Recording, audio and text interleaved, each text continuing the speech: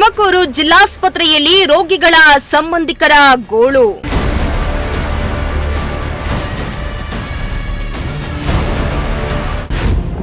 ಜಿಲ್ಲಾಸ್ಪತ್ರೆಯ ಆವರಣದಲ್ಲಿ ಕುಳಿತು ಊಟ ಮಾಡಲು ಜಾಗವೇ ಇಲ್ಲ.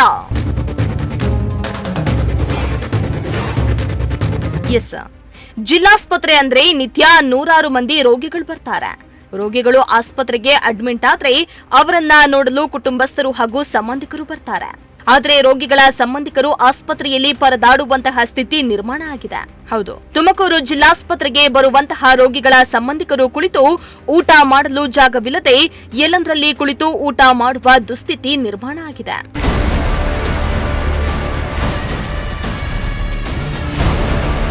ಹೌದು, ತುಮಕೂರು ಜಿಲ್ಲಾಸ್ಪತ್ರೆಯಲ್ಲಿ ರೋಗಿಗಳ ಕುಟುಂಬಸ್ಥರಿಗೆ ಹಾಗೂ ಸಂಬಂಧಿಕರು ಕುಳಿತು ಊಟ ಮಾಡಲು ಪ್ರತ್ಯೇಕವಾದ ಜಾಗ ಇಲ್ಲ. ಇದರಿಂದ ಆಸ್ಪತ್ರೆಯ ವಾರ್ಡ್ ಅಥವಾ ಆಸ್ಪತ್ರೆಯ ಒಳಗಡೆ ಕುಳಿತು ಊಟ ಮಾಡಲು ಸಿಬ್ಬಂದಿ ಅವಕಾಶ ಕೊಡೋದಿಲ್ಲ. ಹೀಗಾಗಿ ಆಸ್ಪತ್ರೆ ಆವರಣದ ಆಚೆ ಎಲ್ಲಂದರಲ್ಲಿ ಕುಳಿತು ಊಟ ಮಾಡುವಂತಾಗಿದೆ.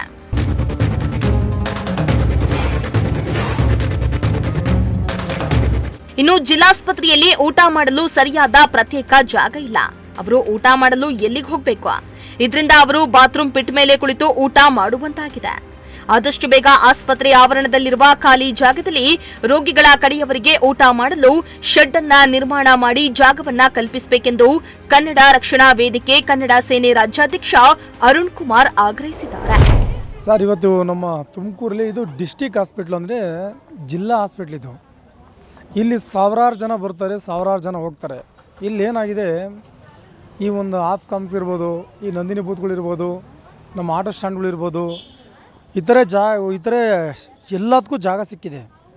ಇಲ್ಲಿ ಜನಗಳಿಗೆ ಮಧ್ಯಾಹ್ನ, ಬೆಳಗ್ಗೆ, ರಾತ್ರಿ ಈ 3 ಟೈಮು ಕೂತ್ಕೊಂಡು ಊಟ ಮಾಡೋಕ್ಕೆ ಒಂದು ಜಾಗ ಇಲ್ಲ, ವಸತಿ ಇಲ್ಲ. ಇಲ್ಲಿ ನೋಡಿ, ಇಲ್ಲಿ ಜಾಗ ಖಾಲಿ ಇದೆ. ನಾವು ಈ ಜಾಗದಲ್ಲಿ ಶೆಡ್ ನಿರ್ಮಾಣ ಮಾಡಿ ಕೂತ್ಕೊಂಡು ಊಟ ಮಾಡೋಕ್ಕೆ ಜನಗಳಿಗೆ ವ್ಯವಸ್ಥೆ ಮಾಡಿಕೊಡ್ಬೇಕು ಅಂತೇಳಿ ನಾವು ಸುಮಾರು ದಿನದಿಂದ ಕೇಳ್ತಾ ಇದ್ದೀವಿ. ಇದೇನಾಗಿದೆ, ನಾವು ಹೇಳ್ತಾನೆ ಇರೋದು, ಅವರು ಕೇಳ್ತಾನೆ ಇರೋದು, ಮಾಡ್ತೀನಿ ಅಂತಲೇ ಹೇಳೋದು. ಏನು ನಮ್ಮ ಜಿಲ್ಲಾ ಆಸ್ಪತ್ರೆಗಳಲ್ಲಿ ನೋಡಿ ಎಷ್ಟು ದೊಡ್ಡ ದೊಡ್ಡ ಬಿಲ್ಡಿಂಗ್ಗಳು ಕಟ್ಟಿದ್ದಾರೆ.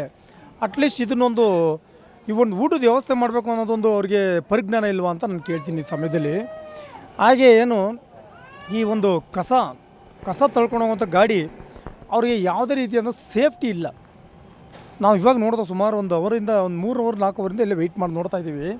ಅವ್ರು ಕಸ ತೊಳ್ಕೊಂಡು ಹೋಗ್ತಾರೆ. ಒಂದು ಹ್ಯಾಂಡ್ ಗ್ಲೌಸ್ ಇಲ್ಲ, ಒಂದು ಶೂ ಇಲ್ಲ, ಒಂದು ಅವ್ರು ಏನು ಮೇಲ್ಗಡೆ ಹಾಕೋಕ್ಕೆ ಒಂದು ಎಕ್ಸ್ಟ್ರಾ ಒಂದು ಬಟ್ಟೆ ಕೊಟ್ಟಿರ್ತಾರೆ, ಅದೂ ಇಲ್ಲ, ಮಾಸ್ಕ್ ಇಲ್ಲ, ಸೇಫ್ಟಿ ಇಲ್ಲ. ಯಾಕಂದರೆ ಅವರೂ ಮನುಷ್ಯರೇ ಅಲ್ವರ, ಯಾವುದೇ ರೀತಿಯಾದ ಸೇಫ್ಟಿಗಳಿಲ್ಲ.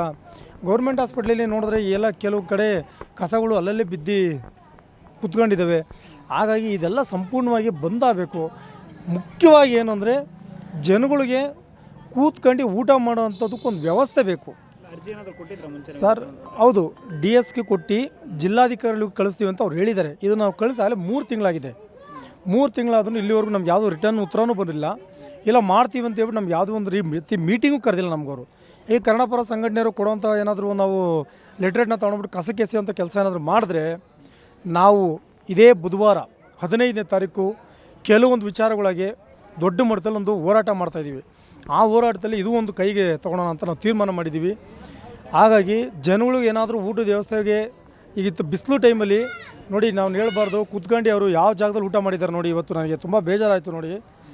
ಈ ಜಾಗದಲ್ಲಿ ಜನ ಕೂತ್ಕೊಂಡು ನೋಡಿ, ಈ ಜಾಗದಲ್ಲಿ ಕೂತ್ಕೊಂಡು ಊಟ ಮಾಡ್ತಾರೆ. ಮನಸ್ಸಿಗೆ ಭಾರಿ ನೋವಾಗ್ತೈತೆ. ಜನಗಳು ಎಲ್ಲೆಲ್ಲಿ ಕೂತ್ಕೊಂಡು ಊಟ ಮಾಡ್ತಾರೆ ಅಂತ ನೋಡ್ತಾ ಇರ್ತೀವಿ. ಹಾಸ್ಪಿಟ್ಲಲ್ಲಿ ಊಟ ಮಾಡೋಕೆ ಹೋದರೆ ಆಚೆ ಕಳಿಸ್ತಾರೆ. ಇಲ್ಲ ಎಲ್ಲರೂ ಸೈಡಿಗೆ ರೋಡ್ ಸೈಡ್ ಕೂತ್ಕೊಂಡು ಊಟ ಮಾಡೋದೇ ಧೂಳು. ಅದಕ್ಕೆ ಜನಗಳಿಗೆ ಊಟ ಮಾಡೋಕ್ಕೊಂದು ವ್ಯವಸ್ಥೆ ಮಾಡಬೇಕು. ಏನು ನಮ್ಮ ಈ ಜಿಲ್ಲಾಧಿಕಾರಿಗಳು ಇದಕ್ಕೆ ವಹಿಸ್ಕೊಂಡು ಇದಕ್ಕೊಂದು ವ್ಯವಸ್ಥೆ ಮಾಡಲಿಲ್ಲ ಅಂದರೆ ನಾವು ಬುಧವಾರ ಇದೇ ವಿಚಾರವಾಗಿ ಉಗ್ರವಾದ ಹೋರಾಟ ಮಾಡ್ತೀವಿ ಅಂತ ಎಚ್ಚರಿಕೆ ನೀಡ್ತೀನಿ ಸರ್. ನಾನು ಅರುಣ್ ಕುಮಾರ್ ರಾಜ್ಯಾಧ್ಯಕ್ಷರು, ಕರ್ನಾಟಕ ರಕ್ಷಣಾ ವೇದಿಕೆ ಕನ್ನಡ ಸೇನೆ. ಹಾಗೆ ನೀರಿಂದು ಕೂಡ, ಹೌದು, ನೀರಿಂದು ಕೂಡ ವ್ಯವಸ್ಥೆ ಇಲ್ಲ. ಇದು ಬಿಸಿಲುಗಾಲ, ನೀರಿಂದು ಕೂಡ ವ್ಯವಸ್ಥೆ ಇಲ್ಲ. ಮನುಷ್ಯನಿಗೆ ಎಲ್ಲ ಪ್ರಾಣಿ ಪಕ್ಷಿಗಳಿಗೆ ಎಲ್ಲಿರ್ತವೆ, ಮನುಷ್ಯನಿಗಾದರೂ ವ್ಯವಸ್ಥೆ ಮಾಡಬೇಕು, ನೀರಿನ ವ್ಯವಸ್ಥೆ. ನಾವು ಈ ಸಮಯದ ಎಲ್ಲ ವಿಚಾರಗಳು ನಾವು ಹೇಳಿದ್ದೀವಿ. ಇದಕ್ಕೇನಾದರೂ ಸ್ಪಂದಿಸಲಿಲ್ಲ ಅಂದರೆ ಮುಂದಿನ ದಿನ ನಾವು ಖಂಡಿತವಾಗಿ ಉಗ್ರವಾದ ಹೋರಾಟ ಮಾಡ್ತೀವಿ ಸರ್. ನಾನು